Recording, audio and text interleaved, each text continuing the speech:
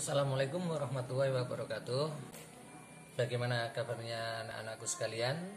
Semoga pada kesempatan kali ini kita selalu diberikan kesehatan oleh Allah Subhanahu wa taala dan diberi kekuatan agar kita terhindar dari adanya wabah virus corona ini. Selanjutnya kita akan belajar tentang hudud dan hikmahnya. Pada kesempatan kali ini kita menggunakan metode daring. Kompetisi dasar yang akan kita pelajari pada pertemuan kali ini yaitu tentang masalah hudud dan hikmahnya. Dan nanti semoga setelah pembahasan kali ini kalian semua akan mengetahui atau memahami bagaimana ketentuan-ketentuan Allah tentang masalah hudud, ya, dan pelanggaran-pelanggaran apa saja yang masuk pada kategori hudud, serta hikmah-hikmahnya adanya penetapan hukum Allah tentang adanya hudud ini. Sekarang kita langsung kepada pembahasan kita. Silahkan kalian simak. Nanti untuk masalah absensi bisa kalian tulis pada kolom komentar di bawah, sertakan nama dan kelas kalian, ya. Kita langsung saja pada pembahasan kita kali.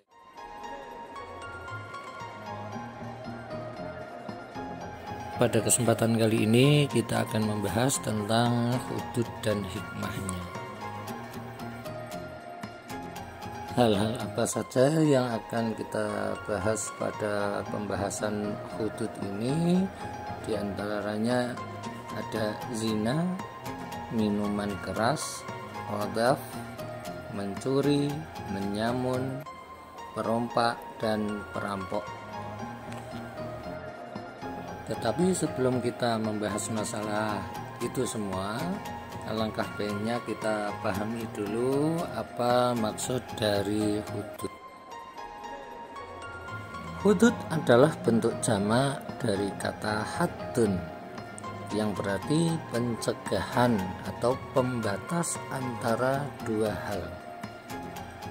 Al-haddu fil asli syai' al-hajir baina syai'ain, yang artinya had makna asalnya adalah sesuatu yang membatasi dua hal. Adapun secara bahasa, arti had adalah pencegahan.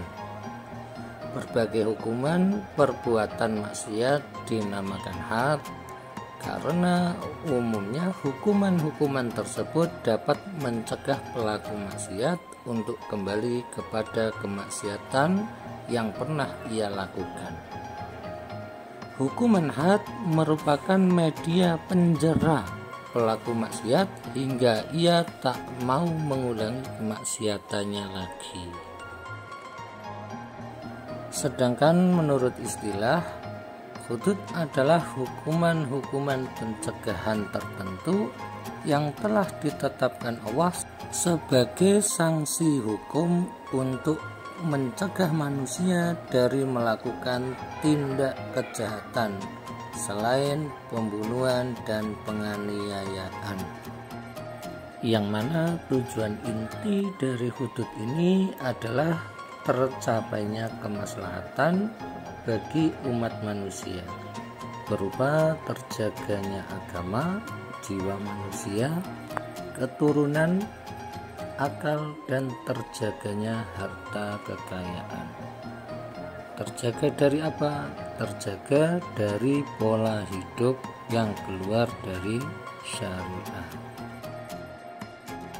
Dalam istilah fikih, berbagai tindak kejahatan yang diancam dengan hukuman had itu diistilahkan dengan jaraimul hudud. Macam-macam jaraimul hudud ini yang senantiasa dibahas dalam masalah fikih ini cakupannya sangat luas, sehingga kalau kita bahas semua mungkin waktu kita kurang, ya. Namun dalam bab ini kita hanya akan membahas pada 5 poin. Yang pertama tentang masalah zina, kedua masalah qadzaf atau menuduh zina pada wanita yang baik-baik, mencuri, minum khamar, merompak, dan menyamun. Hukuman dalam bentuk had ini berbeda dengan hukuman dalam bentuk qisas. walaupun ada sebagian kesamaan jenisnya, karena had merupakan hak Allah Subhanahu wa Ta'ala, sedangkan qisas adalah hak manusia sebagai hamba Allah Subhanahu wa Ta'ala. Jadi had tidak dapat gugur karena dimaafkan oleh pihak yang dirugikan, sedangkan qisas ini bisa gugur apabila pihak yang dirugikan itu memaafkan. Kita masuk pada pembahasan yang pertama.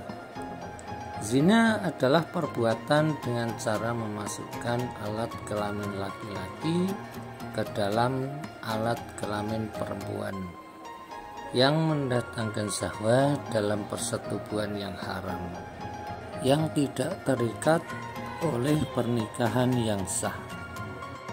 Jika kita memaknai zina sesuai dengan definisi ini adalah definisi yang masuk pada kategori hudud, di mana zina adalah perbuatan dengan cara memasukkan alat kelamin laki-laki ke dalam alat kelamin perempuan yang mendatangkan syahwat. Maksudnya bagaimana? Yang mendatangkan syahwat adalah dia seorang perempuan dan bukan hewan ataupun mayat. Jadi dari pengertian ini bisa disimpulkan bahwa persetubuhan dengan hewan ataupun mayat tidak bisa dikategorikan zina, dan pelaku tindak keji tersebut tidak terkena had, tetapi hukuman yang berbeda. Para ulama sudah sepakat bahwa hukum zina itu adalah haram dan termasuk salah satu bentuk dosa besar.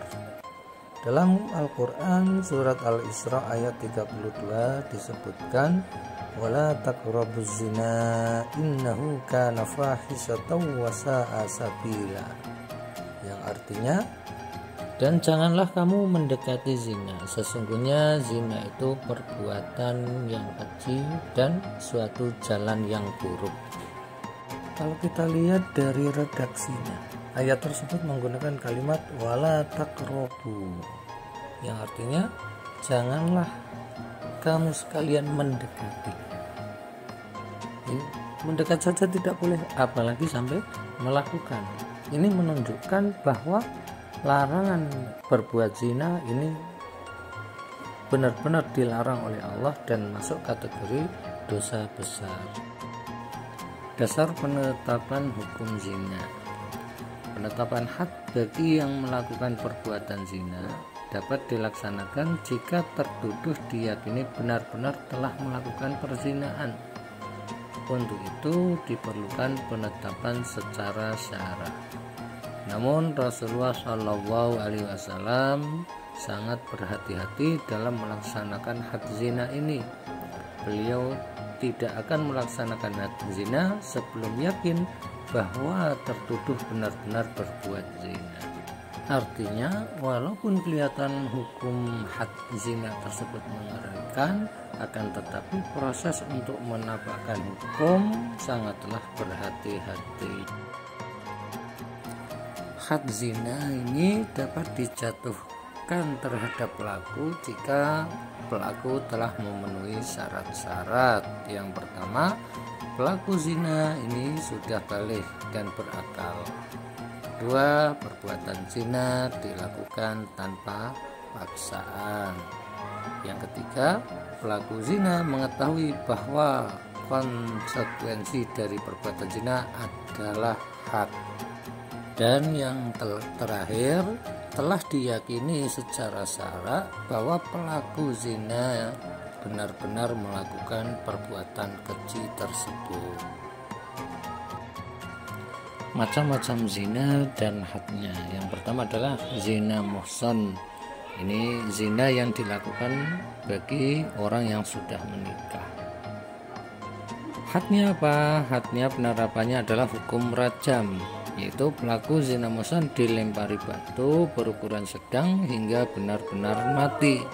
Batu yang digunakan tidak boleh terlalu kecil sehingga memperlama proses kematian dan hukuman.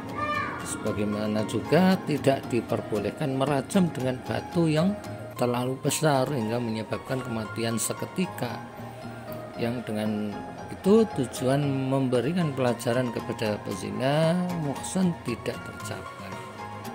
Yang kedua adalah zina ghairu muhsan, zina yang dilakukan oleh seseorang yang belum pernah menikah. Di sini para ahli fikih sepakat bahwa had hukuman bagi pezina ghairu muhsan baik laki-laki maupun perempuan adalah cambuk sebanyak 100 kali. Sedangkan untuk hukuman pengasingan ini para ahli fikih berselisih pendapatnya. Yang pendapat yang pertama dari Imam Syafi'i dan Imam Ahmad ini berpendapat bahwa had bagi pezina ghairu muhsan adalah cambuk sebanyak 100 kali dan pengasingan selama 1 tahun. Pendapat yang kedua Imam Abu Hanifah menyatakan bahwa had bagi pezina ghairu muhsan hanya cambuk 100 kali. Pengasingan ini menurut Abu Hanifah hanyalah hukuman tambahan yang kebijakannya sepenuhnya dipasrahkan kepada hakim. Jika hakim memutuskan tambahan tersebut kepada pezina ghairu muhsan, maka pengasingan masuk dalam kategori takzir, bukan had. Dan pendapat yang terakhir yaitu dari Imam Malik dan Imam Auza'i berpendapat bahwa had bagi pezina laki-laki merdeka ghairu muhsan adalah cambuk sebanyak 100 kali dan pengasingan selama 1 tahun. Jika pezina ghairu muhsan itu perempuan, maka hanya cambukan 100 kali. Ia tidak diasingkan karena wanita adalah aurat dan kemungkinan ia dilecehkan di luar wilayahnya. Hikmah diharamkannya zina. Yang pertama, memelihara dan menjaga keturunan dengan baik, karena anak hasil perzinaan pada umumnya kurang terpelihara dan terjaga. Yang kedua, menjaga harga diri dan kehormatan manusia. Yang ketiga, ketertiban dan keteraturan rumah tangga. Yang terakhir, memunculkan rasa kasih sayang terhadap anak yang dilahirkan dari pernikahan yang sah. Baik anak-anakku sekalian, setelah kita menyimak video tadi, semoga kita bisa mengambil hikmah dari ketentuan hukum Allah tentang hudud dan hikmahnya, dan semoga kita bisa mengambil kesimpulan juga dari masalah zina, had zina dan hikmahnya, agar kita terbebas dari pergaulan bebas pada zaman sekarang. Oke, silahkan untuk tugas kali ini kalian buat sedikit ringkasan kesimpulan dari materi kita ini pada selembar kertas, nanti kita kumpulkan pada kesempatan yang akan datang. Dari Bapak, sekian dan terima kasih. Insya Allah kita akan berjumpa lagi pada materi pembahasan berikutnya, yaitu tentang qadhaf dan meminum minuman khamr. Nah, sekian. Wassalamualaikum warahmatullahi wabarakatuh.